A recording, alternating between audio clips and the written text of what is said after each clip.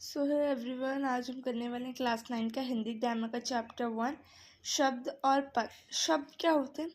वर्णों के सार्थक समूह को शब्द कहते हैं। और पद वाक्य में प्रयुक्त प्रत्येक शब्द पद कहलाता है। अब देखो, इसमें जो मेन पार्ट है पद के भेदे पर शब्द के भी 3 तरह से भेद किए गए हैं, तो उन्हें समझते हैं। सबसे पहला स्रोत के आधार पर, मतलब पैदा कहाँ से हुए हैं शब्द, तो 3 तरीके: तत्सम, तद्भव, देशज, विदेशी। तत्सम जो संस्कृत के शब्द हैं, तद्भव जो संस्कृत के होकर उनमें बदलाव ला ला के वो हिंदी के बन चुके हैं, देशज जो अलग अलग हमारे इतने बड़े देश में अलग अलग लोग बोलते हैं उन भाषा को देशज कहते हैं, विदेशी फॉरेन लैंग्वेज को।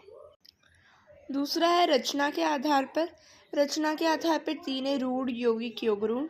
रूढ़ वो शब्द जिनको तोड़ा ना जा सके, जैसे जल तोड़ सकते हो नहीं। यौगिक, यौगिक मतलब जिनके टुकड़े किए जा सकते, जैसे जलखर, पुलिस, थाना।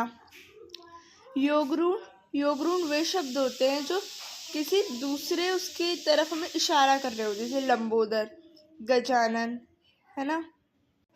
अब थर्ड है विकार के आधार पर। विकार के आधार पर मतलब 2 तरह के होते हैं, विकारी और अविकारी। विकारी जिनमें विकार उत्पन्न करा जा सकता है, तो चेंजेस ला सकते हैं। जैसे मैं खाना खा रही थी, अब मैं बोल दूँ वह लोग खाना खा रहे थे, तो बदलाव आ जाता है ना। उसी तरह अविकारी जिसमें बदलाव ना आए तो वही अव्यय होते हैं, ठीक है। अब इसका मेन जो पार्ट है वो है आपका पद।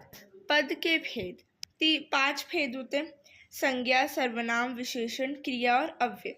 बहुत छोटे छोटे से चैप्टर हैं, है ना। संज्ञा, संज्ञा के 3 भेद है: व्यक्तिवाचक, पता ही होगा आपको, प्रॉपर नाउन।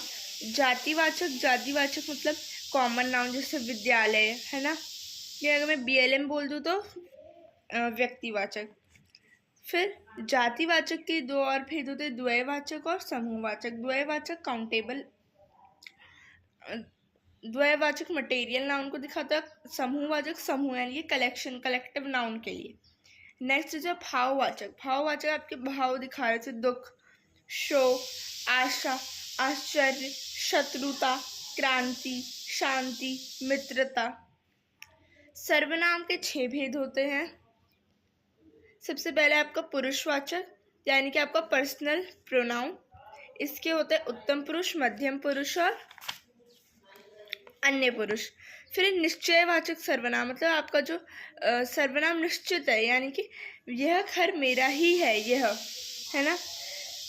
मतलब जो कोई ऐसी चीज़ जो आपकी निश्चित है, लेकिन हमेशा याद रखना